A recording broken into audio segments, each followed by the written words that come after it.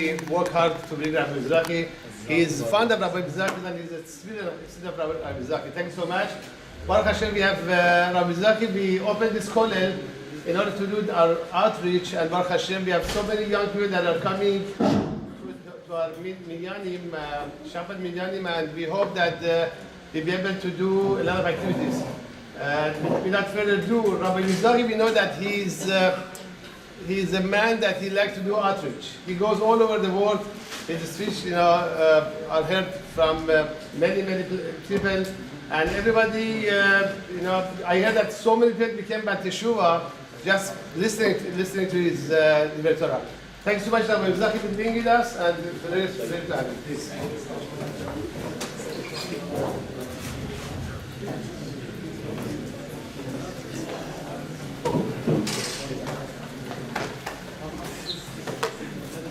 Thank you, Rabbi. Chag Sameach, everyone. We are now in the night of Hoshana Rabbah. Hoshana Rabbah in Hebrew means big salvation, special night. It's basically now the final signature on everyone's verdict, and then HaKadosh Baruch Hu finalize the judgment, meaning there's still a chance to save. Someone did not do a correct tshuva, can still fix it between now and tomorrow morning, which is a few more hours. That's it. So to come here to Pico, Beverly area in Los Angeles here, and to see, Baruch Hashem, so many guys and girls coming to listen to Divrei Torah in the middle of the night, that brings a lot of mercy on the nation of Israel, which unfortunately the majority of our nation have no idea even what tonight is. You'll be surprised that there's a lot of Israelis in Israel, they don't even know what Sukkot means. They just like Sukkah for the fun. They don't really understand what Sukkah is, what Arbat Aminim. They never got the proper education. Not to talk about Hoshana Rabbah, they have no idea what it is.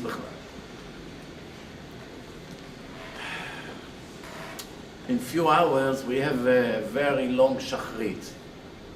Perhaps the longest shachrit of the year. We do 7 akafot around the teva, around the mizbeach, like they did in Bet HaMikdash. They put big aravot, big ones, and all of them made akafot there in Bet HaMikdash, and everybody scream, Ana Hashem Hoshiana, Ani Ve'hu Hoshiana. We do it exactly like they used to do it. That's how it used to be, 2,000 years ago. They say that after the prayers of Hoshana Rabbah, people were able to stand by the moon and by the shadow of their body to see if they live or not this year. Some people already know that's it. I better write a will, lo alem. They already saw that they don't see the head and the shadow. As you know, we read Sefer Dvarim before midnight, before Chatzot, which is around 1 a.m. And after that, which the judgment turns into mercy, we read Tehillim. Tehillim.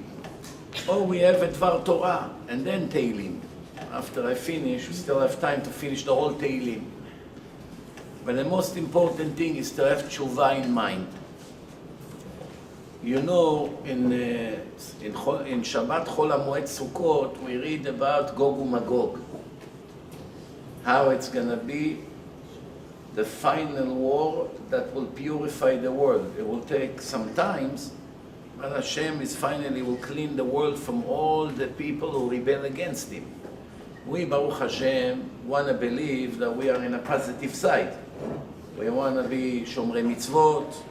We work on our character. We try to fix our midot. We try to be more modest. We are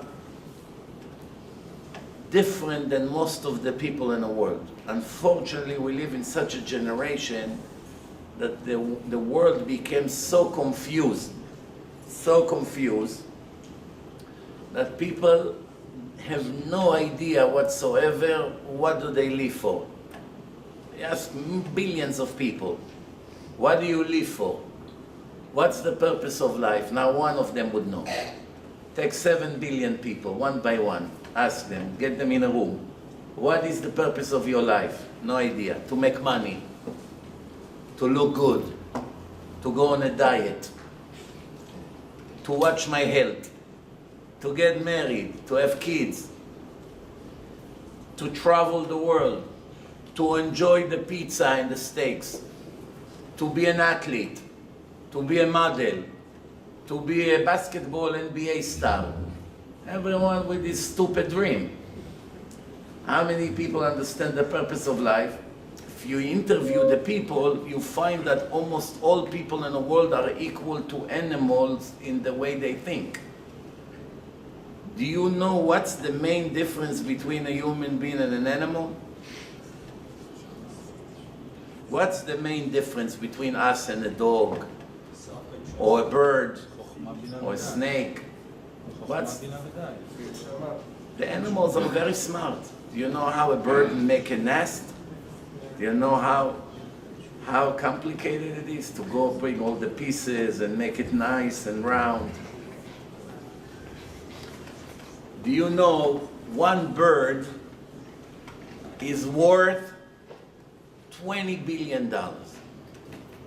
That's the value of a little bird that you buy for $5 in a store here. They don't understand the value of the bird, so they sell it to you for $5, but it's really worth $20 billion. Why? The Israelis in Israel invented a very complicated, sophisticated GPS system called Waze. Sold it for 20 billion, right? Something like that. The bird is 1,000 times better than Waze. I'll tell you why. If the bird needs to bring some worms for the babies in a nest, he goes about 20 miles away, find the worms, and now fly all the way back. But on top, from the top, you see millions of trees, an ocean of trees. It looks like an ocean of water, just green. Now the bird has to find a specific tree from millions and millions of trees that all look alike. To find the exact tree from the top, to know exactly how to penetrate between the branches and land directly in the nest. Do you think you can do it with Waze? If you're still not convinced, one mosquito worth $30 million. It's much better than an Apache helicopter.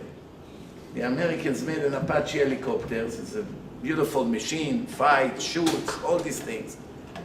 A mosquito that you go like this, and it's over, just burned $30 million. Why? You know, you saw how it maneuvered? The mosquito is hungry now. So from far away, he's flying in Pico area. I'm today in a mood for Persian blood. I'm in a mood for good gondi. The blood, gourmet sabzi, something interesting. He's tired of eating pizza and steaks all day. So he's searching for a nice Persian boy or girl, and he just found one walking on the street. And from far, he lands precisely on a vein, but 1/10 of a second before he touched the skin, he spray anesthesia on the skin. As he lands, spray, numb the area instantly, drill a hole in a vein, suck the blood with the gondi juice, and fly in such a way, and exactly a second later you begin to feel the itch. The scientists calculated how difficult it is for a mosquito with this driller to make a hole in the skin. it's equal to a drill. You know those guys that walks in there and sometimes on the road like this all day? You know, so it's equal to a hole of 6 feet deep, depth. 6 feet in cement. How long does it take us to make a hole in 6 feet in cement with this drill? All day.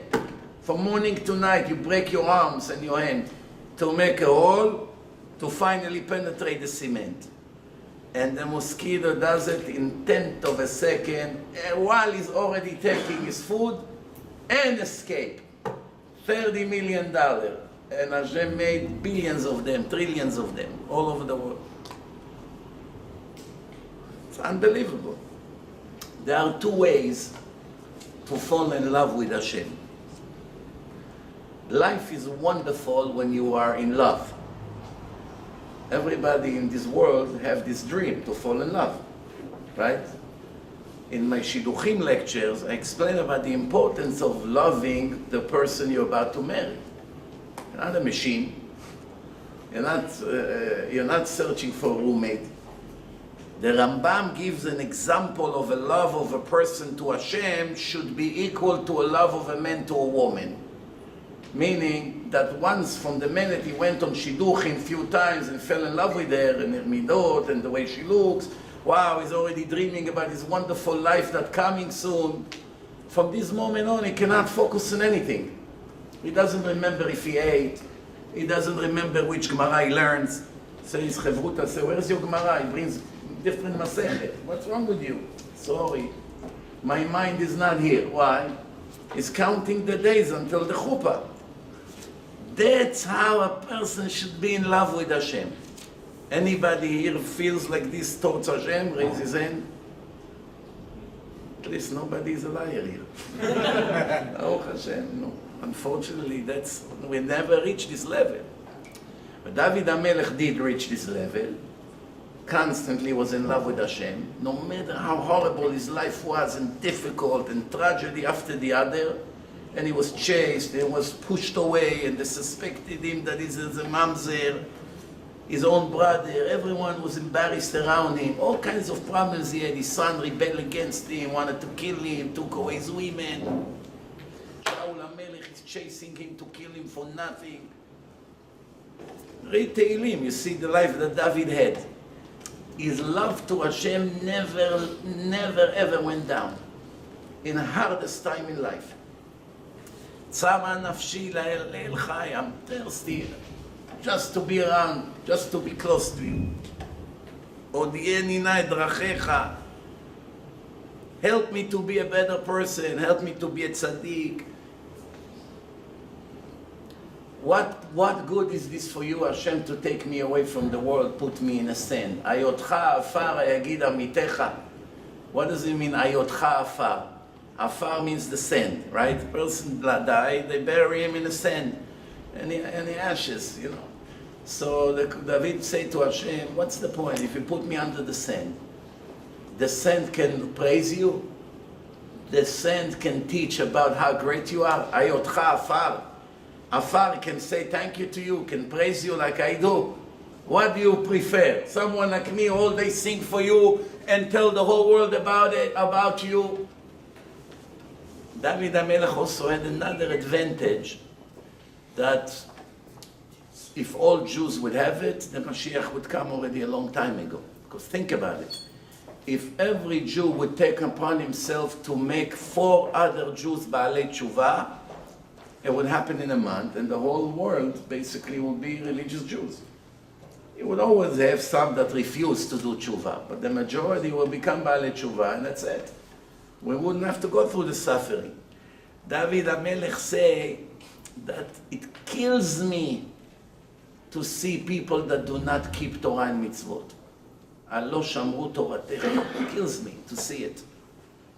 I cry non-stop when I see Jews live in a lie, live in a darkness, has no connection to you, rebel against you, ungrateful to you. It kills me to see it. We unfortunately don't feel the pain, most of us, to see our cousins and neighbors and friends and parents and children living in a constant war against their own creator. He does for them and they rebel against him. He gives them and they are grateful to him. He gives them, they don't appreciate. The minimum he asks from them, they refuse to even listen. And most of them are not even aware of it, like I said. Majority of the people have no idea what they live for. You ask them, well, what's the purpose of life? Almost no one knows. So I ask you, what's the main difference between a person and an animal? If you think wisdom, that's not the answer. The animals have their own wisdom. Everyone according to their needs. Hashem created them with their wisdom. How they hunt, how they do certain things. By the way, they made in the university a test who has a better memory, a student from the university or a monkey. I would sign with my 2 hands to have the memory of those monkeys. They gave them 10 numbers on a screen. It pops for a second. 1, 2, 4, 5, 10 numbers. Monkeys. And now the monkeys, if they want 2 peanuts, they have to touch the screen in the right order in 10 places where the numbers were. 1, 2. None of the students remember more than 3 or 4 numbers. That's it. By the 5th, they didn't remember where it was. The monkeys, you had to see.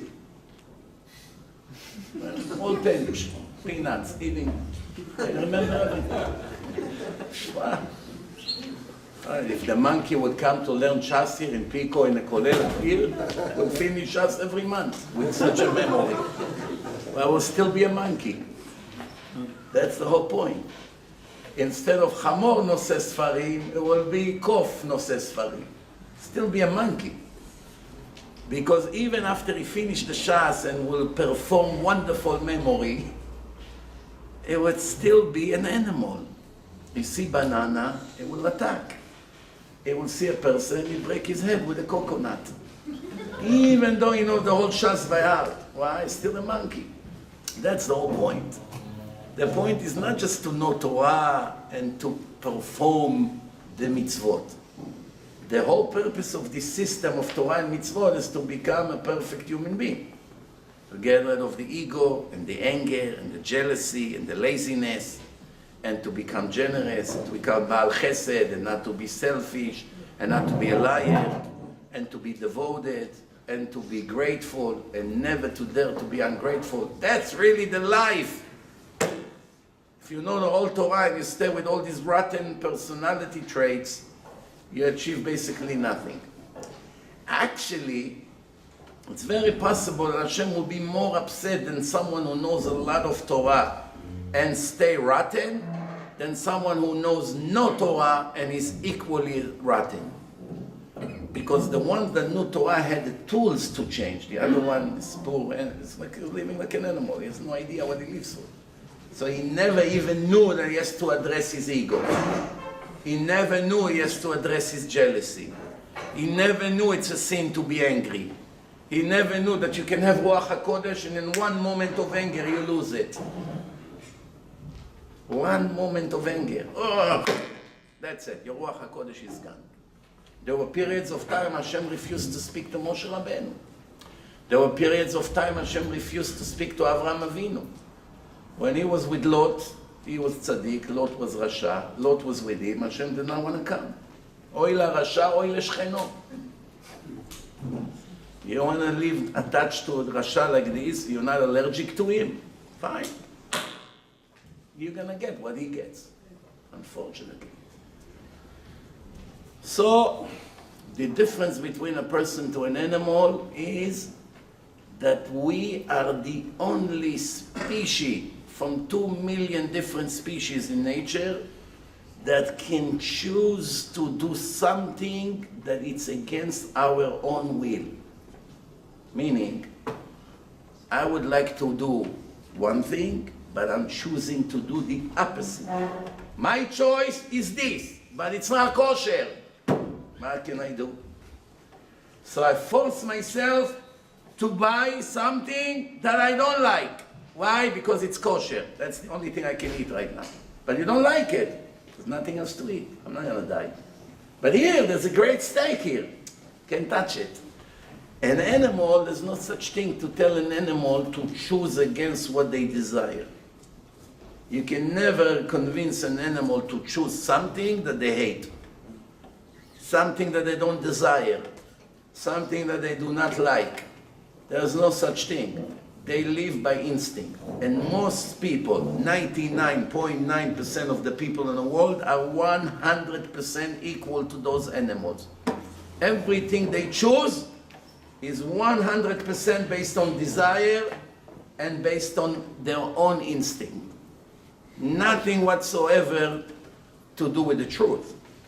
You look at the politicians today. Look in Israel what happened in the election.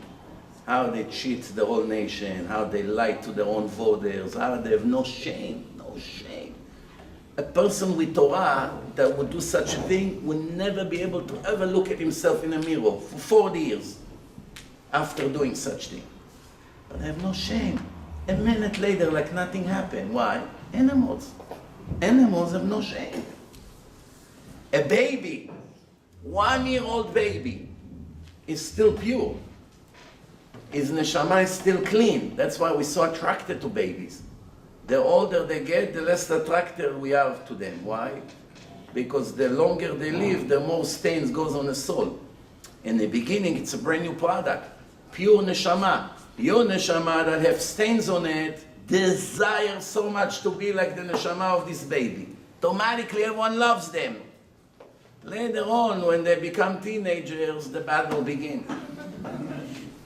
You know, Dad, I need your car. Take a taxi. Take Uber. Why? My friends are waiting. You know. So, the idea, as I started to explain, is we can never allow ourselves to stay animals. If we will die equal in our behaving to animals, we fail in our lifetime. And the problem is, if a person does not know the purpose, does he have a chance to fix it? There's no chance to fix it. One of the things that makes the situation very difficult is that HaKadosh Baruch Hu does not respond to our actions instantly. If Hashem would respond instantly, when you do something good, you get the reward immediately, or when you do something bad, you get punished immediately, no one in the world will be wicked. But then the world has no purpose. There's no test. With a gun to the head, even the lefties in Israel will come to yeshiva. You know how the yeshiva would look? Lieberman, Lapid, Bennett, Saar, Mahmoud Abbas, all of them with Gmarot, with big yarmulke and beard and peot, all day like this. What happened, Bennett? Why you decided to open Gemara? What? Lieberman, you're allergic to Gemara. What happened? You became such a tzaddik. You see the guy over there?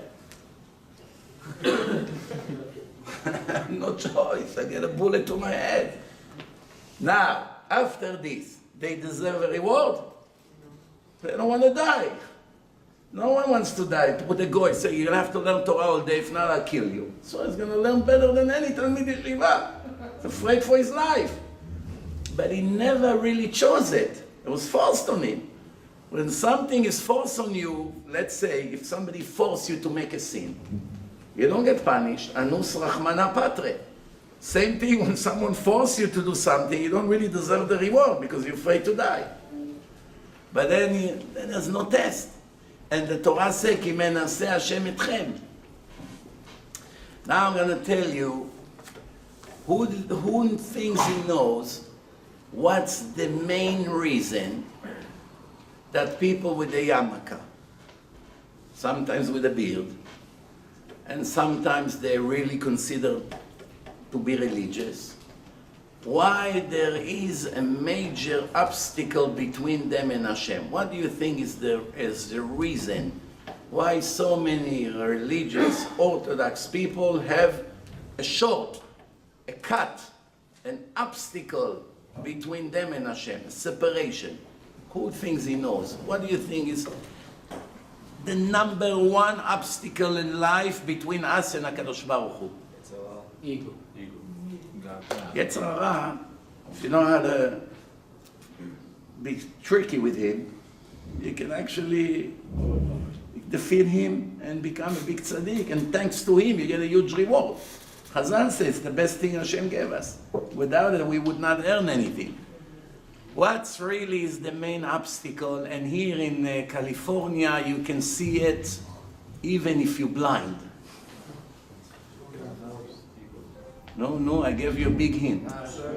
Maybe I'm gonna narrow the search. Not in all California. In Los Angeles. And not in all over Los Angeles. In Beverly Hills area. What's the main obstacle? The addiction for materialism. The greed, the love for money. I'll burn the world for money. If you touch my money, I'll kill you. I'm religious, I'll die for Hashem until it comes to my pocket. Don't mess with me. You see the religious businessman, someone gave him $1,000 check and it bounced. Like a lion in a cage. Hold the wall, Moshe, come down. Shishot, Moshe! I'm killing him! But you have $100 million. Your house you bought it cash, $40 million. $1,000 check, poor tenant. Look at this amigo. Jose! $1,000 bounce. I'm sorry, Mr. Cohen. Give me 3 more days. 3 more days I'll give you in hell. He has no life. He dies. One time I had a woman. She said, Rabbi, I need to meet with you before the lecture.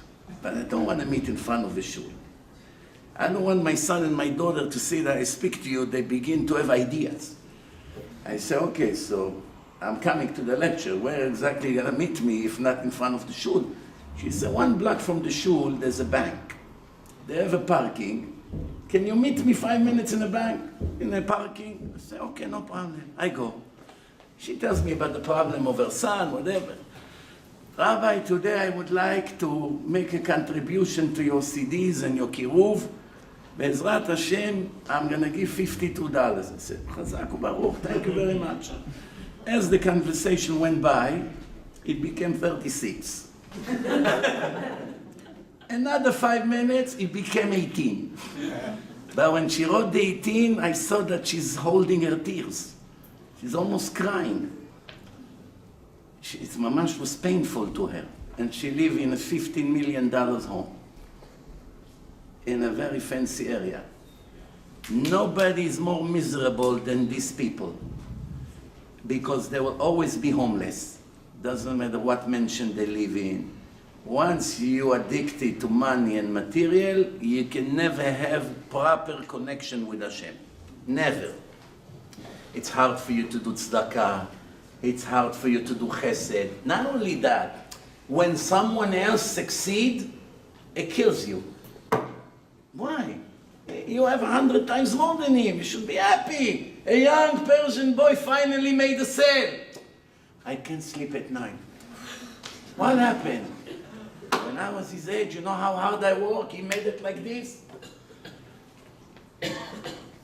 The love for the money is the most dangerous thing. I didn't say it's mitzvah to be poor. Don't get panic. I didn't say you cannot live in a comfortable big house, bring guests, you do Baruch Hashem, shiurim, you invite the rabbi once a week or twice or 5 times a week. You know, you give some nice catering and you bring boys.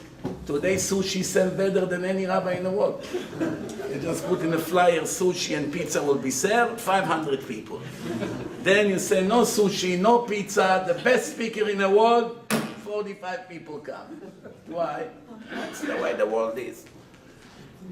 Do you see what happened in a wedding when they bring the ice cream and the fruit? You have 500 people, like a magnet. Like they put a magnet on the side. Everyone to the side. Why? Ice cream. Chas v'shalom, I'm gonna miss the ice cream or the fruit or the Moroccan cookies, the baklava, whatever you call it. Bottom line, I'm trying to make a point here, in case you didn't realize. We think we are religious Jews, but in reality we behave like animals. That's exactly how the animals behave. Don't touch it, it's mine. They cover it, they're willing to kill you. They hide 10 under the ground to have one for tomorrow, one for next. Chazal says someone that has what to eat today and worry what is he going to eat tomorrow, he has no emunah. People that have money to live 700 years here, they still worry what they're going to eat tomorrow. 700 years, they have enough money without work. Just the interest of the money that they make in an average day is more than what they can eat and spend. But they still worry at night. Why? No emunah in Hashem, no connection to Hashem. Mara shchora, bitter darkness in their life. The soul is full of klipot. You know what klipot means? The soul cannot see the light of the Shekhinah. Why? Materialism. What kind of clothes, what brand name, what kind of shoes, how do you like your Mercedes, has to be the best fancy watch, the biggest diamond. That's not religion. It's the exact opposite of religion. I have 2 brothers here, Persian. Every month they cry to me. We can never get married. Why? We don't have a $5 million home to offer. He say to me. I say, 1 million is not enough. No, not enough. We cannot get married. We're already in our 40s. What's going to happen? We cannot get married. Why? You're not rich enough for me. That's definitely not religion. First of all, religion is to understand, first thing, to understand everything I have, it's not mine, it's all Hashem's. He gives me, He takes, it's all His decision. My job is to be righteous. My job is to be honest. My job is not to kill myself for money and not to work extra hours, to have enough time for Torah and mitzvot and devotion and tefillot, and the parnasah is in Hashem's hand. As Hashem say to us, Ashlech ya'avcha al Hashem v'hu yichalkelecha. Throw everything on me. I'll take care of everything for you. Melechet tzadikim na'aset bidei acherim. The job of the righteous people is done by others. In one condition, that you rely on me. We say it every morning in a tefillah. In a few hours you're going to say it. Yehi chasdecha Adonai aleinu כאשר ייחלנו לך. Your kindness on us, Hashem, should be accordingly to how much we count on you. So if I count on you 20%, you do 20%, and I will have to do 80% to be a slave. If I'll count on you 50%, you'll do 50%, and I will still have to be a slave to do 50%. If I count on you 90%, then I can work an hour or 2 a day. 10%, it's on me. If I count on you 100%, I don't have to do anything. A little bit ishtadlut you still have to do. That's what Chachamim say. What does it mean, a little bit ishtadlut? You pray, you make a meeting once a month, phone call or 2, that's it. I know it sounds crazy, but I know people, not 1, not 2, not 10, not 20, many people, that's how they live. Everything is done for them. Hashem have messengers serving them from morning to night. Everything. In fact, they made a list in Israel, the 10 richest rabbi in Israel. The poorest one had $75 million cash in his account. One of them had 1.4 billion shekel in his account, and I promise you, he did not work 1 day, not in an office, not in Uber, not in real estate, not in anything. Because if Hashem wants you to have money, you're going to have money. And if He doesn't want, you kill yourself all your life and nothing will be left. It's not just how much I make. It's how much I can enjoy from it and how much of it will be blessed. Remember, Rabotai, nobody takes anything with him to the next world. The way of the Satan is to keep you busy. When he occupied your mind in business, money all the time, you don't have any more time and patience for Torah and mitzvot. because your mind is in real estate all day. How do you know where the person is in a spiritual level? You sit with him for 20 minutes and you see what he talks about. Whatever a person talks about, that's who he is. You're going to meet a person, you sit with him in the airport, you met, 20 minutes, the whole conversation is about baseball. That's his life. Baseball, nothing else. Or food. Food! Wow, we had this, we made that gondi. Wow, in Yom Tov, my grandma made this and that. The whole conversation is about food. A girl, the whole conversation is about makeup and high heels and the new outfit and the big diamond. That's who she is. Nothing else. No connection to spirituality, bichlal. People don't get it. I'm not making some kind of exaggerations here. I'm talking to you the minimum of the minimum requirement from a person. Number one, get rid of the greed. Don't be hungry. Don't run. Don't want to occupy more and more and more. The Gemara says, "Aseh Toratcha keva umelachtecha arai." Just like we have the sukkah now. Why we don't put mezuzah in a sukkah? Now sleep 8 days in a sukkah. Why we don't have mezuzah? It's scary to sleep in a place without mezuzah. Because it's a temporary home. Before you realize it will be crushed to pieces. Right now, you sleep there, but it's arai. Arai, it's gone. It's a blink of the eye and it's over. You don't put mezuzah there. In a house, you need to put mezuzah. Why? It's keva. Torah has to be your life. Torah has to be your life. What's your life? First Torah. My whole Torah, I have notebooks. Whatever I learn, I write. I make myself another one and another notebook and another note. My Gemara is full of things. My halachot, everything. That's my whole life. Besides that, I also like here and there a trip. Some nice clothes sometimes for Yom Tov. And other things. It's not a crime to enjoy the world. We are not Christians. By Christians, they made up a lie. The more you torture yourself, the more tzaddik you are. That's why they say, priest, you're not allowed to get married. But Hashem say, first mitzvah, pru urvu. לא טוב היות האדם לבדו, אעשה לו עזר כנגדו. Person without a woman is basically worthless. It's incomplete. He needs to have a woman to have children. That should be his goal. If Hashem doesn't let, for whatever reasons, calculation, reincarnations, past life, okay, it's for your own good.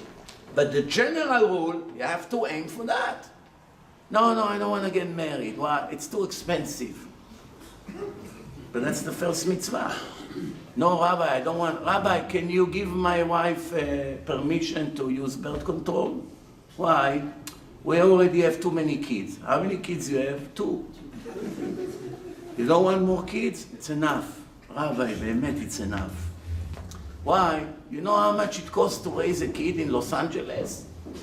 $1 million a kid. What do I need this headache for? To send him to yeshiva, then to send him to college, then to buy him a home. It's going to cost me millions. 2, it's enough. Someone like that is a kofar, infidel. Kofar, not religious, for sure not religious. Because the Gemara said, Tinok ba velachmo beyado. Every person who's born comes with his own budget. The father doesn't feed his children. Your kids are out of your territory. Just because you are their babysitter, Hashem give you their money to feed them. They came to the world and their budget was attached to yours. When they get married and leave the house, the budget will go to them and you're going to see a different budget by you. So you actually, sometimes by having a lot of kids, you benefit. Why you benefit? Because maybe one of them has the mazal to be very wealthy. So Hashem gives him tons of money and it goes to your account and you eat from it. It's the other way around. Because you had 10 kids, one of them was fortunate to be wealthy, and thanks to him, you have everything now. Until you'll be 20 and get married. People don't see it. You know what it's like? One person got divorced. It's a pandemic now. You know, Corona was actually defined as a world pandemic. Fine, pandemic. Divorce is a much, much, much bigger pandemic. It's close to 70%. I don't think 70% died from corona anymore. Not even 0.7%. But 70% of the couples get divorced today, the young generation. 70%. Almost everybody gets divorced. It's a real serious pandemic. By secular people, we have to ask, what's the point of getting married? In Israel, there was an old man. This was 25 years ago. Imagine if he lived today. He wouldn't leave the building. 25 years ago in Israel, in a Rabbanut, you had two offices. Kiddushin, Gerushin. So when couple comes like this, for the Kiddushin, to schedule the date, the old man, he was sitting over there with his, masbacha. You know what masbacha? This, like the Iraqis have. Kaspi? Kaspi? Tasbi? Iraqi, Parsi, close.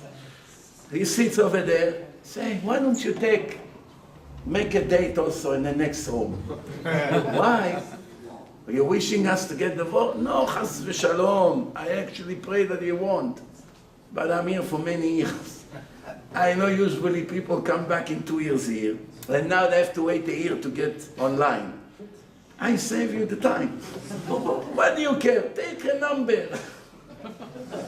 Today, the question is why you even want to come to the left office. Because it's already game of number.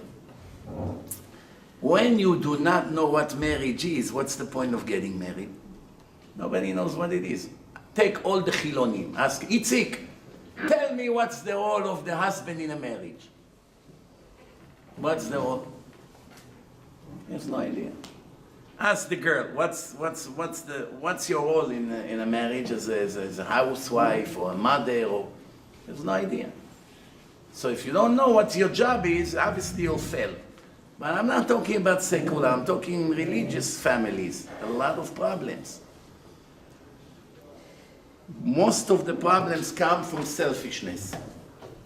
What's in it for me? I'll get married. What will I get? You should think the other way around. How much I can give. Don't come with any expectation. How much I can give. If she will think how much I can give, and you will think how much I can give, it will end very good. If both of you will think how much I should take, it will usually end very bad. And you can see it everywhere you go. Everywhere you go, you see the same thing. So Rabotai, let's make a little bit conclusion of what we say. The main thing in life, a person has to be Eved Hashem. It's a big honor to be a servant of HaKadosh Baruch Hu. It's a great honor to love Him. It's a great honor to fear Him. It's a huge honor to fear God. It's not a shame. Ma, you're afraid of Hashem? Of course. I'm proud to be afraid of Hashem. It's written 18 times in the Torah, ויראת מאלוקיך. לאהבה וליראה. 9 times to love Hashem, 18 times to fear Hashem.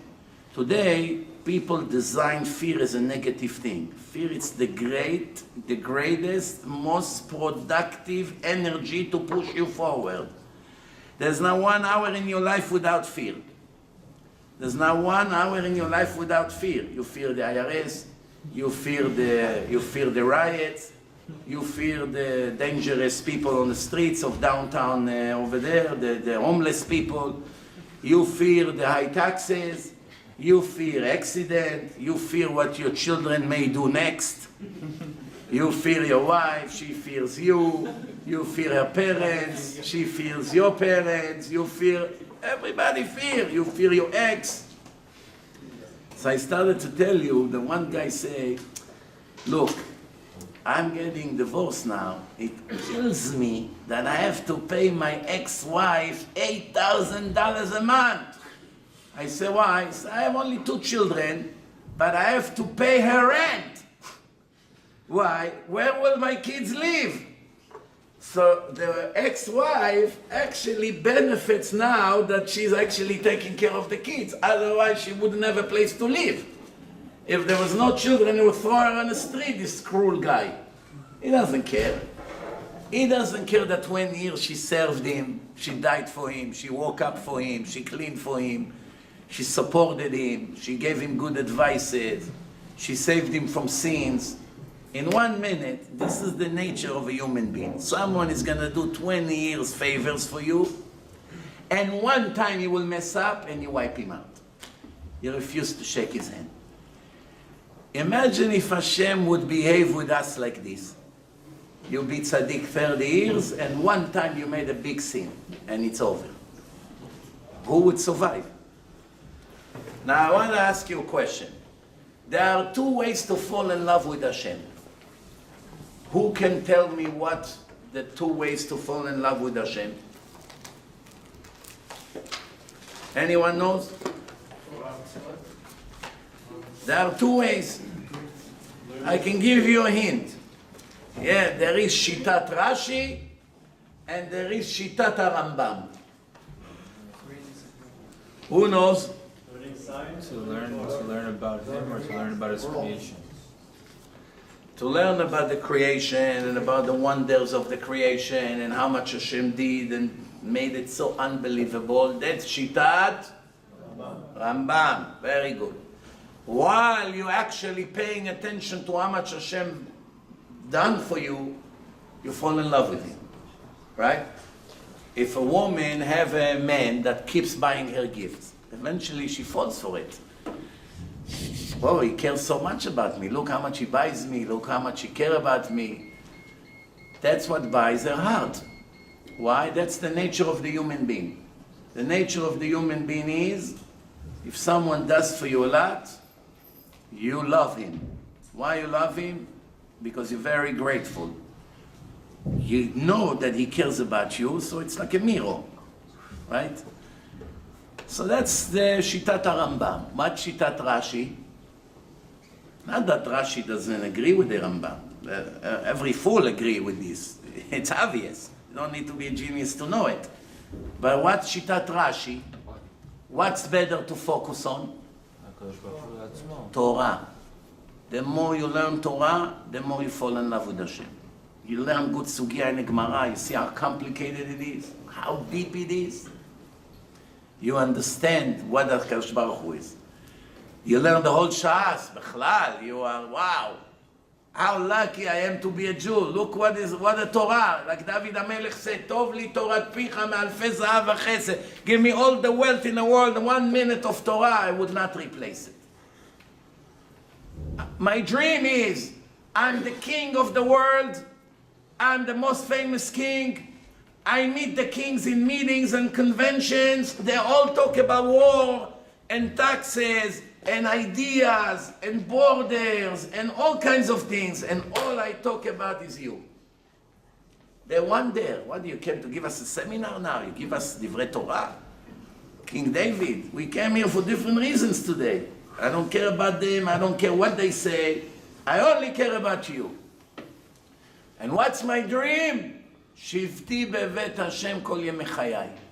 I'm a king, I have everything, and I have one dream, to be Avrech Kolel upstairs here. That's my dream. How do you know that David HaMelech really felt like this? Maybe it's show off. A lot of people make show off. Come with the Gemara, like, minimum Rav Eliashiv. Good morning, Moshe. Shh, אני דיבור. צדיק. Make מחיצה. Cover the face of the women, that they should look at this straw. Let them. Big tzaddik. אבל, you know, only HaKadosh Baruch Hu know how big. How do you know that David HaMelech was a real one, not just a show-off? How do you know? Because Hashem put it in the Tanakh. Tehillim, it's a part of the Tanakh. There's no lies in the books of Hashem. He did not say, what I say, it's not in the Tanakh. What you say, it's not in the Tanakh. What Netanyahu say, it's not in the Tanakh. What David HaMelech say, it's in the Tanakh. For la'ad u'le'olmei olamim, when this world will be over, in the upper world, we'll still learn his words. Tov li torat picha me'alfei zahav v'chesef. שבתי בבית השם כל ימי חיי לחזות בנועם השם ולבקר בהיכלו. When we pray Arvit, we say Kriyat Shema. In Kriyat Shema, what do we say? How Kriyat Shema start? What's the first word? Huh? Not true. What's the first word of Kriyat Shema? First word.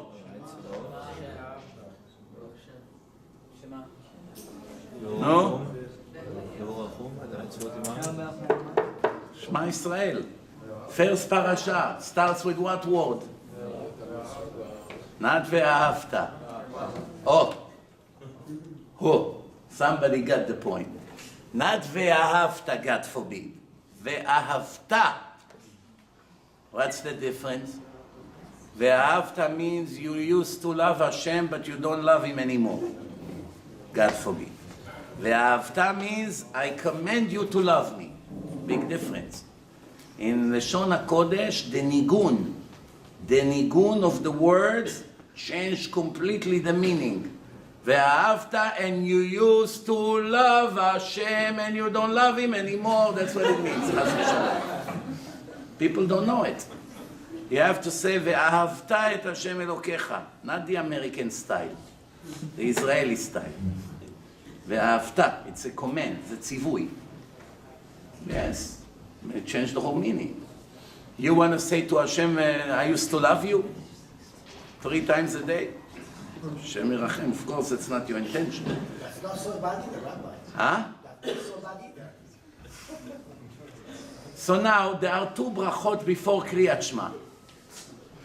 2 brachot before Kriyat Shema. Right? What's the first one? Talks about the stars, the galaxies. פותח שערים בתבונה, משנה איתי, מחליף את הזמנים. Talking about the miracles of the world. שיטת הרמב"ם. The second ברכה, שיטת רש"י. תורה ומצוות, חוקים ומשפטים, אותנו לימדת. There are 2 ways to fall in love with Hashem. One through the nature and one through the Torah. That's why we have these 2 brachot before. You want to love Hashem, those are the 2 ways. Either you look at the world and you are shocked from the brilliance of Hashem, and you can, how can you not fall in love with Him? And if that's not work for you, come to Bet HaMidrash. What's the best way, by the way? To fall in love with Hashem by looking at biology and physics and math and all the wonders of the creation, or to learn Gemara B'iyun? Huh? Learn Gemara at the beach. Learn Gemara, it's correct.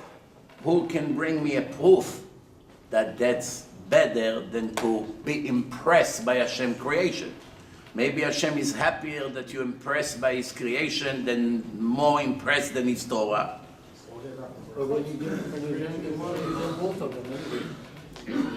That's a good point. When you learn Torah, you also learn a lot about the world and the nature and how Hashem did things. So it's very nice. And what else? It tells you which one is better. The Gemara says if someone walks on the street while he's learning Torah and he stops to say how beautiful is this tree, Hashem punish him.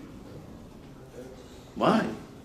I didn't come and say, wow, what a nice Mercedes. I understand why you got upset. I lived the Mishnah for Hevel Avalim. I stopped to see this beautiful tree. Wow, what a tree Hashem made. And I come right back into my Mishnah. Bitul Torah. But I did mitzvah. But you had a mitzvah that worth 1,000 and right away you stop it and went to 500, that's a downgrade. I can give you another proof for it. Even in learning Torah, there are different levels. There is such thing, bitul Torah, meaning you don't learn. You can learn and you don't learn. But there is another term of bitul Torah that you can learn in a high level and you compromise on a lower level. The Gemara says in Masechet Megillah, mevatlim Talmud Torah mipnei kriyat Megillah.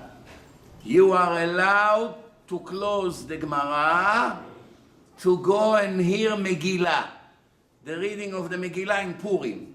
The Gemara say, what's the chidush? What are you telling me that I didn't know? Megillah, it's also Torah. So I close this book and I open that book. This is Torah and this is Torah. But it's not the same Torah. This is Torah in a very high level and this is Torah in a lower level. So now who gave you permission to close Gemara, which is the deepest learning of Hashem, and compromise on something that is much lower level? For that you needed special instruction to permit that. Without that it would not be allowed. So how do you know? Maybe I should learn all my life just the hardest thing, which is Tosfot. A deep Tosfot in a Shas, hundreds of them. Break your head for days. Again and again. That's it, nothing else. Let's go for the highest. Marsha, all these mefarshim, break your head, try to understand. Everyone has to go for the maximum he can. Not everyone is in this level. Some people, if they learn Chumash, it's a big thing in Shamayim. Some people, even if they read Tehillim, it's a big thing in Shamayim. Some people, if they learn Gemara only with Rashi, it's very big midat adin on them, because Hashem gave them such a bright brain, and they don't want to learn the hardest way, which is with Tosfot. Bekiyut. Bekiyut. Rav Ben Zion Rabba Shaul once said in a yeshiva in Porat Yosef, someone talked to him about learning Bekiyut, he said, "Ani lo makir limud kaze." I don't know there's such a way to learn Gemara. Why? If it's iyun, it's iyun. If not, it's not limud. But not everyone agree with this shita. Some other gdolei Torah omrim, better at least once you finish the shas with Bekiyut, you have an idea what's going on. Next time you go deeper. Top. Everyone with this shita. But Rabotai, you got the point. That's why in Kriyat Shema we say both of them. Why? You can fall in love with Hashem either way, this or that, but at least fall in love with Hashem. Why? Because once you're in love with Hashem, nothing else matters. You don't care anymore about food, you don't care about clothes, you don't care about your house, and if you don't believe me, go to the house of all Gdolei Israel. Go to the house of Rav Chaim Kanievsky. Look at the wall. You're going to see a lot of mold. There is a builder in Bnei Brak, him and his son have a company of construction. He came once to Monsi for Shabbat, sat next to me. He started to say a story that he went to the house of Rav Chaim Kanievsky, and he said to his grandson, "I would like to come tomorrow with my workers and fix the whole wall, get rid of the mold, replace, paint, all on me. Don't have to worry about anything. Don't worry."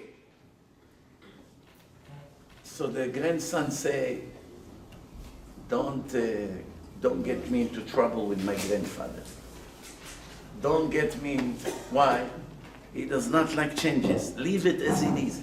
He said, well, it's not healthy. He said, don't tell me if I go to my grandfather and say we have to paint, we have to do things to make things nicer. That's not his way. His way is we came to this world for a blink of a moment. Life is a blink of the eye. We should not invest our time into the temporary world, only in a spiritual world. Same thing Rav Steinemann. People begged him to replace his kitchen. The drawers, you couldn't open it. 3 guys needs to pull the drawer out. There was no wheels. It's the old-fashioned way. There's just wood and wood. There was no wheels. Do you know how it used to be? I remember as a kid. It was very difficult. If it's not 100% straight, it doesn't come. It's stuck for days. You gotta bang it in until finally you open the drawer. You still have the same kitchen. 60 years. They begged him, Rabbi, let me make your wife a nice kitchen here. Don't touch anything. Same chair, Chazon Ish. Metal bed that he got from the Jewish agency when he arrived to Israel. His entire life, one bed, no changes. Why? Don't need anything for this world. Why? When the Shema is attached to Hashem, you don't need toys. You don't need candies. The toys and the candies and the cars and the jewelry, it's basically drugs. Legal drugs in this world, but not in the world of Hashem. So when you reach a high level, you really don't care about these things.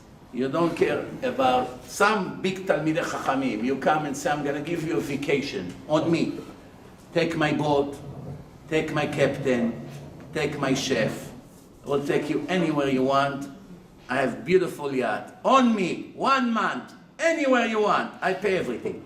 Hundreds of thousands of dollars. Just the gas is $100,000. 1 month in the ocean. All on me. I bring you and your wife with business class to the port, I don't know, Miami, Porto, wherever you want to go. You just tell the captain, I'll take you anywhere you want. Fishing, swimming, whatever. All on me. How many big Talmidei Chachamim will agree to the deal? To take advantage on a $300,000 trip for free. How many? Not one. And if one would say, yeah, I'm coming, then you know it's not a Talmid Chacham. And read Talmid Chacham, this vacation for him is a punishment. It's a punishment for him. 100% punishment. When Gdolei Israel used to go in New York to the mountain, Rav Moshe Feinstein and others, they went to the mountain in the summer. What did they do in the mountain? Sat with their legs a little bit in the water. One day learn Gemara. Learn Gemara in Manhattan, Lower East Side. Learn Gemara by the lake. Why I go? They have grandchildren and this. They're all gathered together in a tiny apartment. We couldn't be together, so we come to a bungalow. But the idea is the same idea, because I'm connected to Hashem. Nothing can ever be a replacement for what I already have. Now I'm going to make a deal with you. Take the top, most successful people in Beverly Hills. 10 billionaires. They have the big success. Bring them to me, and I will take 10 guys from my kollel in Yerushalayim who makes $500 a month. That's their salary. And we connect all 20 people to lie detector. And we will ask who is happier in every moment of his life. What do you think will be the results? It will be 5-5, 10-10. What would be? 10 against 10. Take the 10 most successful, richest, powerful people. Big doctors, lawyers, business people, antique Persian rugs, real estate, diamond dealer, whatever, you name it. Stock expert. Take top 10 in America. And 10 Avreche Kollel. Phone from the days of Antiochus. Little bicycle. No elevator in a building. 1 bedroom, 7 children in 1 bedroom. Connect them to lie detector. If one of the richest people will win against one of the Avrechim, I give you whatever you want. The lie detector will show who is saying the truth and who is lying. How do I know? How am I so confident? Very simple, I tell you how. When I go to Israel and I go to the kollel, I see the light on their face. You cannot buy it for billions. When I go to speak in houses of these big shots, as soon as the lecture finished, what do you think happened? Rabbi, can we talk? If you only hear the problems, you won't believe. You cannot sleep. Tell you a story. I once went to Boca Raton for Shabbaton. Boca Raton, Shabbaton. The guy that invited me was an American Baal Tshuva Ashkenazi, very successful. He had like 7 construction companies that make roads and bridges. Very successful guy. I never knew how he looks until he picked me up from the airport. He took me to this private neighborhood, and you have police in the gate, you can't go in. So he's bragging to me. I say to him, every time you come, you have to wait for the police to come, check. It's a military base. He said, no, this is a very secure neighborhood. You know how much you pay here to apply to live here? Application.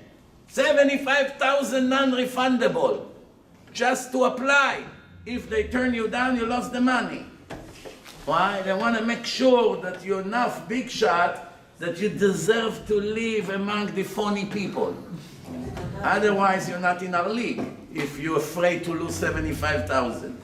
Look how they think, these people. So, as we go in, I see this guy is very tan, have the life, and he doesn't stop smiling. I said, wow, maybe I finally met the happier, wealthy guy for the first time in my life. Maybe there is one. As we go to his house, him and his wife and me and the servant coming. So I say to him, you know, I'm very happy to see that you're a very happy man. From the minute I arrived, for hours you did not stop smiling. Finally, I meet a successful businessman that is really happy. Because everywhere I go, they're all panim tisha b'av. I see, ignore my compliment. Change the subject. So I gave him such a nice compliment, but I didn't buy it. So okay, the next morning, I tried again. I learned from the Chazon Ish. The Chazon Ish say, I never do ishtadlut in my life more than twice. I try once. If it didn't work out, I will try one more time. Second time it did not work out, I don't push it. So Hashem knows. He has two chances with me. If he wants to give it to me, either first or second time, because there will not be a third time. I'm not going to try 10 times like other people, keep pushing, calling the Shatchan. Please, please. No, I try once, didn't work out. I try one more time, did not work out, end of story, I got the point. So I said tomorrow I'll try again. I say to him, you know, I'm so happy, look, you're not stop smiling, Baruch Hashem. It should always be like that. Again, he changed the subject. Now I realize something is fishy here, but I was trying to understand what. Top, we go to the shul. There was a mashgiach there. Come to the mashgiach, Israeli guy. Said, you know, this guy doesn't stop smiling. Finally, I see a rich man that is glowing. Ah, you fool, tembel. Tembel. He's on Prozac from morning to night. All the anti-depression medicine. Oh! Now I got the point why he's smiling like that in a strange way. It wasn't really the money that made him happy. It's the pills.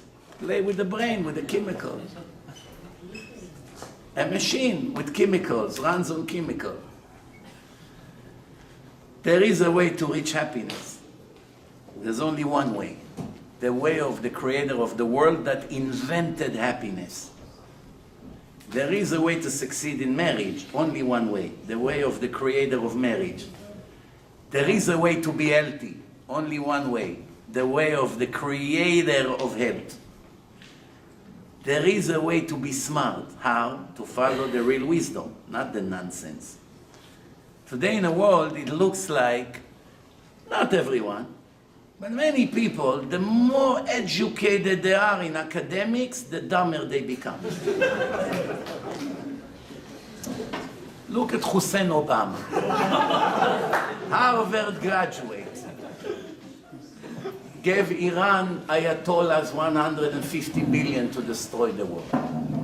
Take a little fool from the street, 5 years old. Tell me, what do you think is the smart decision to do? To give these mass murderers, Ayatollahs, 150 billion, or to keep it in America? Do you know one kid that would not know the answer? But Hussein Obama, with his Harvard degrees, found that it's nice to do some gesture to Iran. We're going to pay for it forever now. Sleepy Joe. He meets the Prime Minister of Israel, 5 minutes he snores. You can see that or not? The Prime Minister of Israel that stole the election showed us how the pasuk in Tehillim, Mashpil Geim Adei Aretz. He was so excited, he finally acted like his Bibi. He come to the meeting, smiling to everyone, Mr. President, kissing up to Sleepy Joe. And Sleepy Joe, The embarrassment he had, everybody made fun of him. Now he's in the United Nations. I can't wait to see his speech. Like a little kid that got an ice cream. You know, the Egyptians. 30 years they did not want to meet Prime Minister of Israel. There's no really peace between us and Egypt. It's a technical arrangement. Right now we don't want to fight. It's not good for us, not good for you. Let's keep it ceasefire. But Israelis cannot go to Egypt. You get killed right away. They kill you right away. You cannot go to Egypt. That's not peace. The Egyptians sent Bennett invitation to Cairo. They treated him like he's the king of the world. Israeli flag for the first time ever in Egypt. They never put Israeli flag. Gave him such an honor, and he was so happy, like a little kid, smiling. I read his body language. What was this whole show for? You have to be super idiots not to see. They needed something that they can never get from Bibi. After all, he wasn't so stupid. What did they want? To modify the peace agreement. You got it or no? Yes. They don't say peace, they say peace. That's how you know there's no such a thing Palestinian nation. How can it be a Palestinian nation when the Palestinian cannot say P? They say Palestinian. And that should show you that it's all a lie. Anyway, so what do they want, the Egyptians, from this fool? They want to modify the peace agreement. Why? The peace agreement say that the Egyptians cannot put the Egyptian army in Sinai. We gave them Sinai. Sinai is bigger than the whole Israel. So right now they're very far from us. If they want to attack us, we have about 2 hours to prepare. They want to bring soldiers right to the border, that you can stand in a lot and see them right here. They want to bring 100,000 Egyptian soldiers to be mamash a minute before they break into Israel. Why? To fight ISIS. Tough, very convincing answer. They want to fight ISIS. It's good for us. Let them kill ISIS. Let them kill each other. The only problem is that this Sisi will not be a president forever. It's a crazy country. Tomorrow they can dump him and another radical, crazy Nazi will go into power. A minute later they will go into Israel and you have a war with the biggest army in the Middle East. And you finished. You want to start with them now? But he doesn't understand because all he cares about is to take picture. Look at me, I made it. That's what happens when you don't have Torah. That's what happens when you are reformed. When you are reformed, you want to marry men with men. That's what you want to do in an interview. I will promote gay marriage with the yarmulke on the head. You understand what's going on here? Go find one Muslim in the world that will dare to say such a sentence. Mass murderer, jihadist, ISIS, Ayatollah, Hamas. Tell him, Ahmed, Mustafa, Saeed. Ta'al on. What do you think about them? You want to promote it? Wow, that's the end of your life. If you even bring it up in a conversation. So what do we see over here? A Jew with a yarmulke on his head, size of a quarter, but still a yarmulke, wants to promote abomination against Hashem. And a mass murderer that would slaughter babies in a crib with no problem and light a cigarette a minute later like nothing happened. He understands what abomination is. But this Jew doesn't. Why? You don't learn Torah, you become crooked. Doesn't matter how many degrees you have and how much money you made in high tech. Your brain can be super smart in computers, but you're still dumb. The Gemara says if you eat worms, if you eat shratzim and shkatzim, v'nitamtem ba'em. V'nitmetem ba'em, Rashi say, Chazal say, don't say nitmetem, ela nitamtem. מה זה מטומטם? What does it mean מטומטם? מטומטם doesn't mean stupid. מטומטם means you can be a brilliant, high-tech person. A professor for math, the best doctor in the world. A judge in the Supreme Court.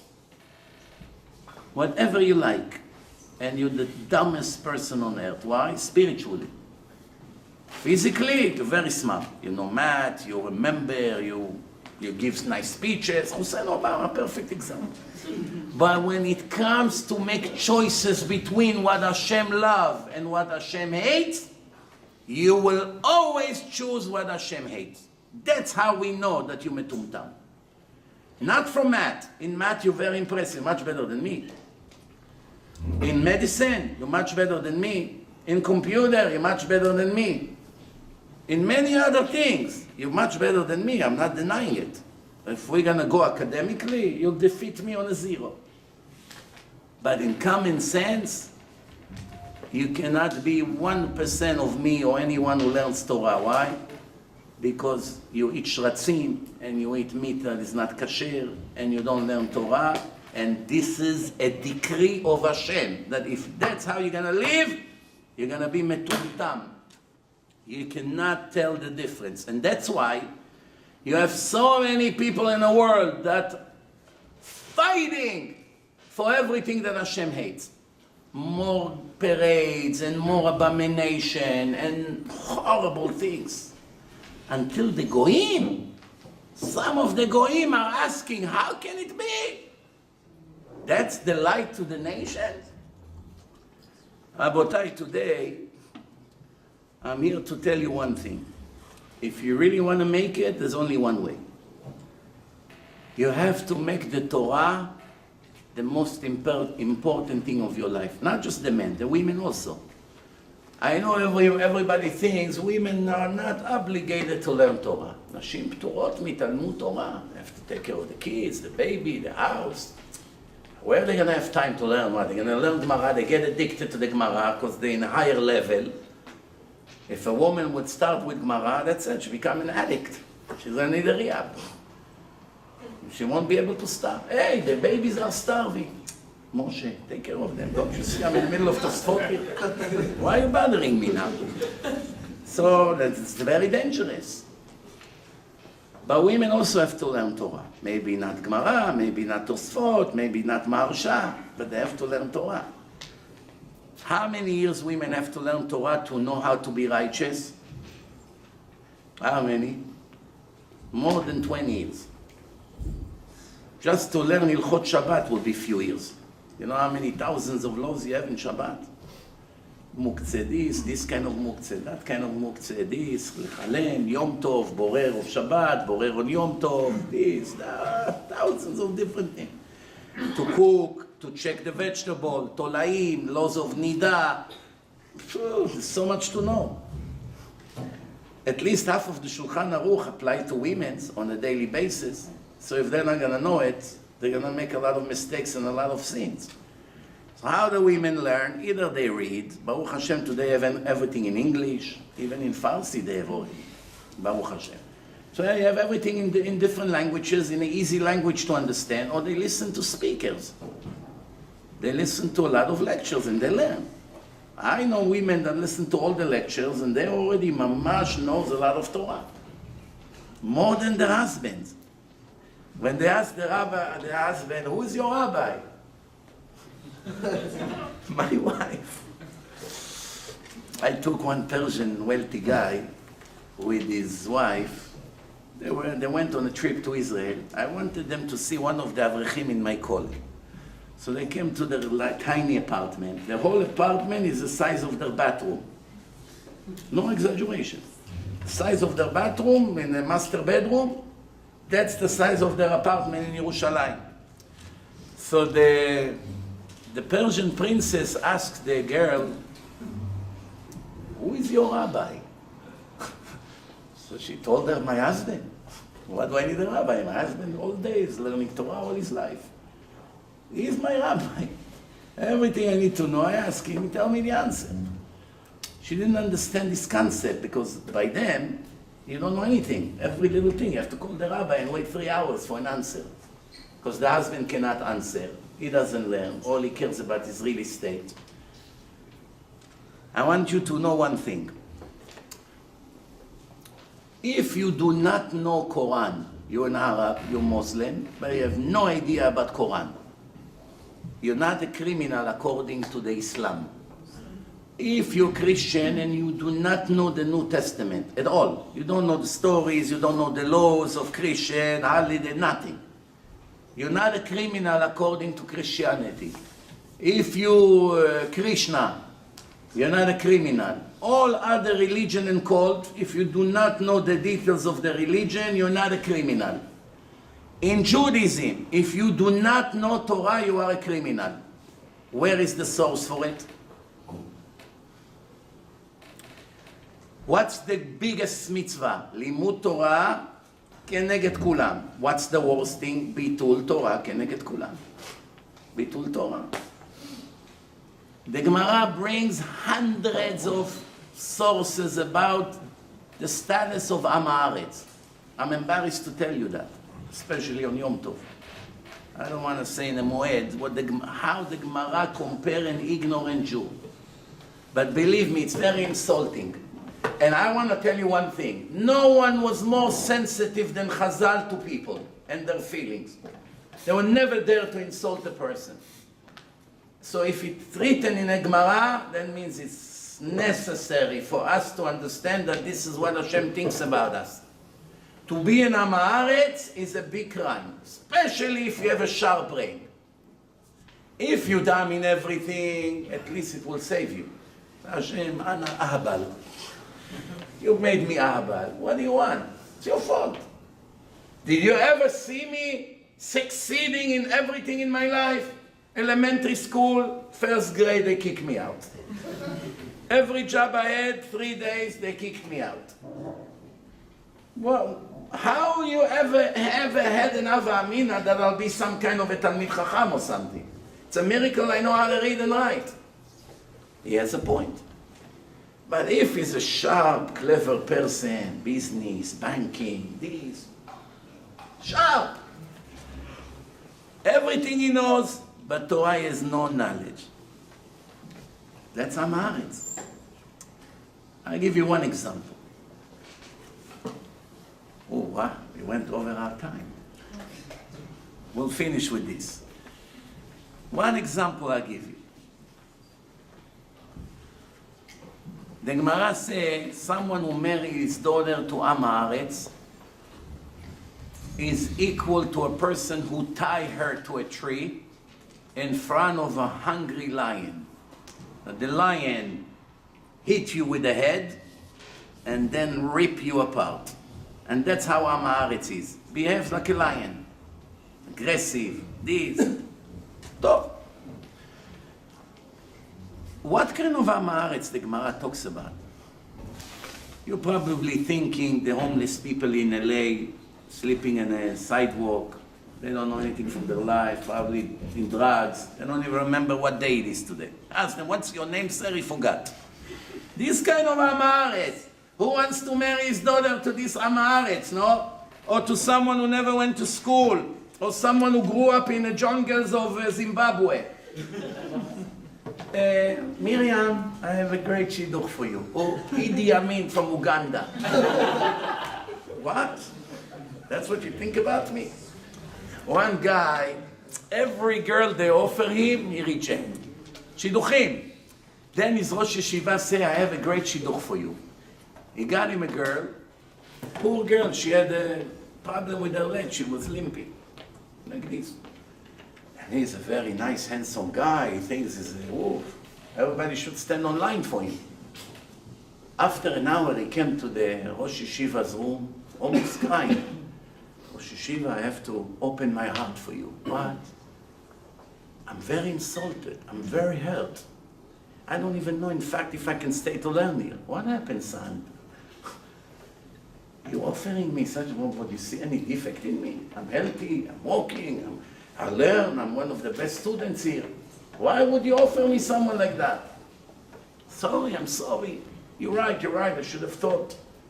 Forgive me, I didn't mean. So, a few days later, he had another shidduch, great girl, rejected her.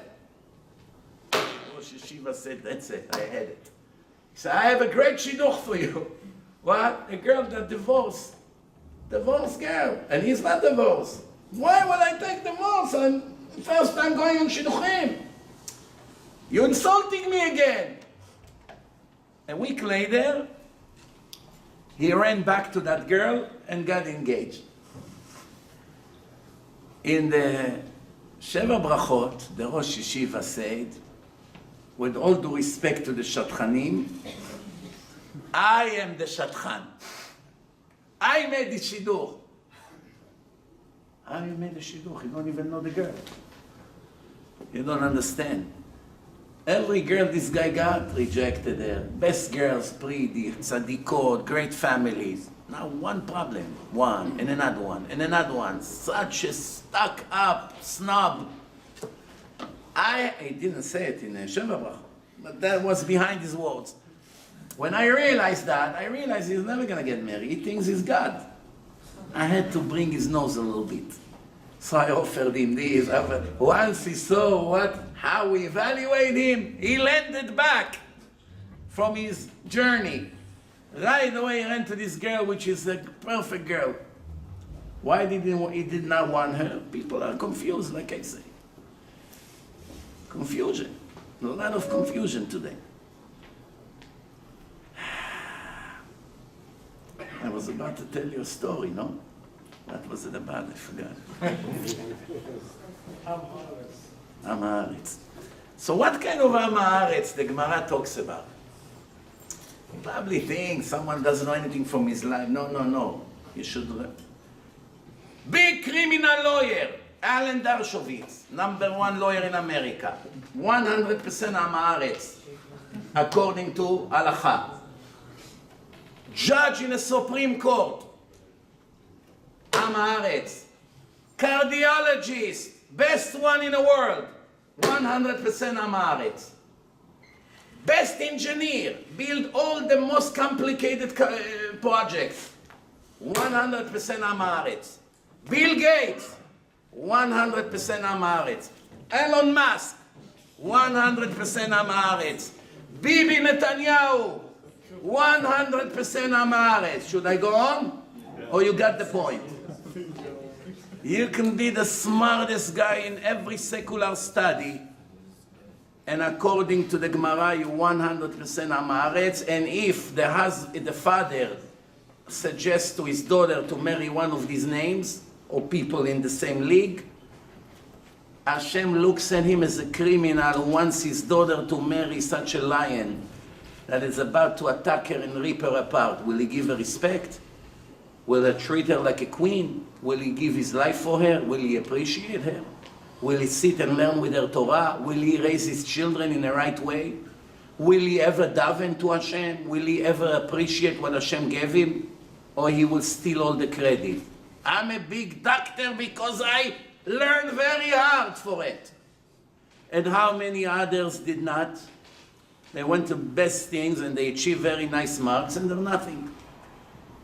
And how many people had great ideas and other people stole them from them and they made the money? Bill Gates bought Windows from an Israeli kid for $500,000 and made hundreds of billions. One Israeli kid invented the idea. Kid, $500,000, wow, $500,000 for him was like $5 million back then. Every invention that you have today in the world, every security in your Mercedes and in your Lexus, the car stops, the car beeps, the car does all kinds of things, moves to the lane, the wheel turn, it's all Israeli inventions by kids, 20, 22. It's all invented in Israel, almost everything.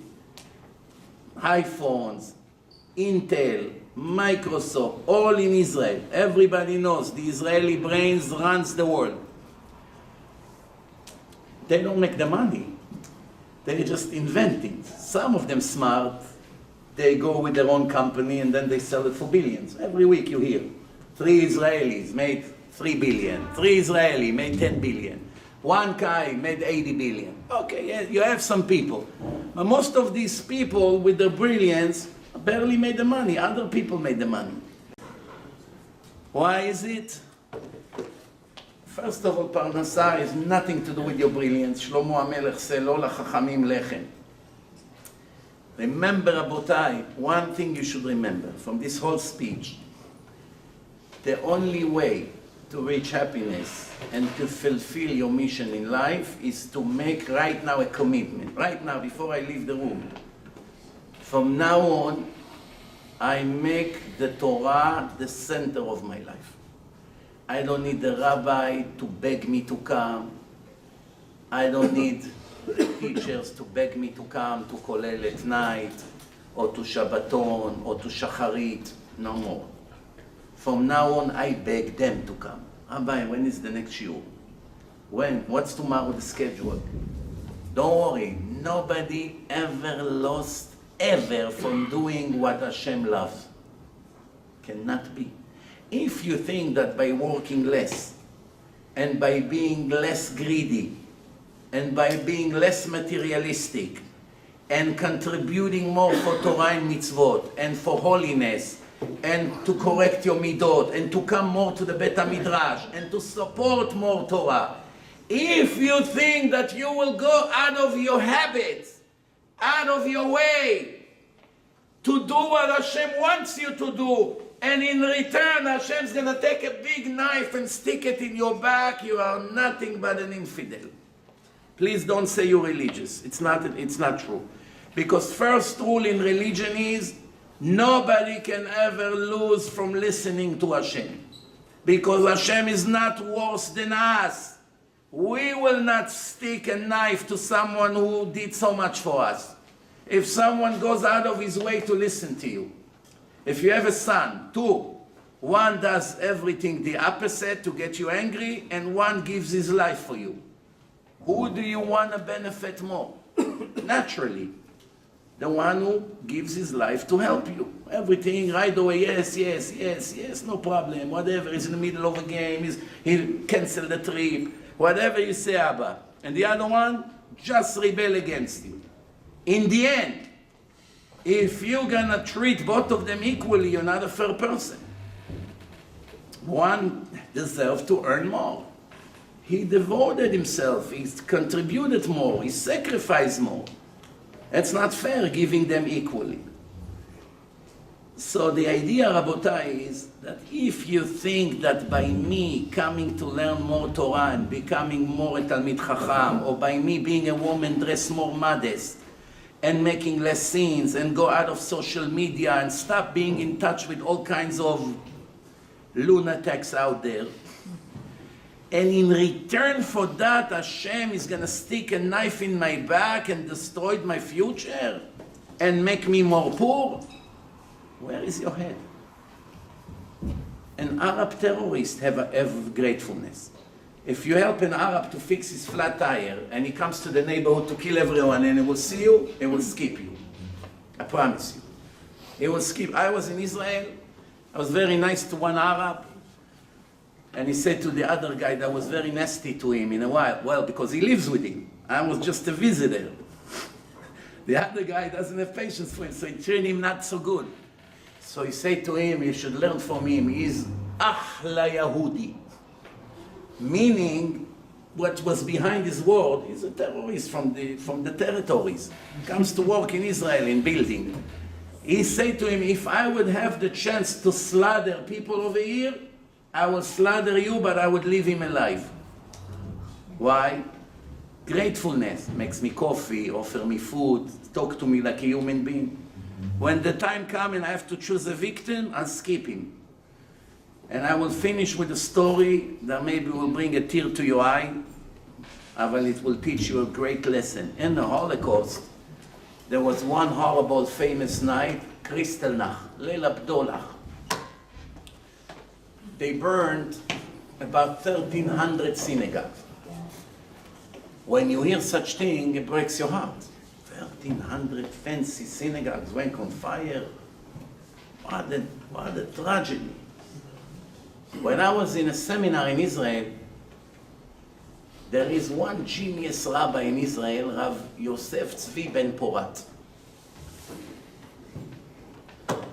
Head like this, you don't need anything else in life. And he's a very big expert in Holocaust history. He knows every detail. Speak to him, I don't know where he had the time to read all these thousands of books about the Holocaust. You know, every day, every detail, what happened next, what happened an hour later, what happened in the morning, which general made the decision, where was the meeting, every little thing. Most people don't know anything. So he told me, he said in one of his speeches that in Kristallnacht, all synagogues that were burned were all reformed. There was no Orthodox synagogues. It looked to me a little bit strange. Now one of them was not even Orthodox. How can it be? So I make seminars with him in Israel. Next seminar we had in Jerusalem, we sit in a dinner. I asked him, Kvodo, and I asked you a question. You said in your video that was all Reform synagogues. You sure about that? Now what? He looked at me.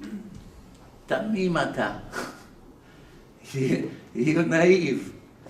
In Germany, you did not have any Orthodox people left. Everyone became Reform.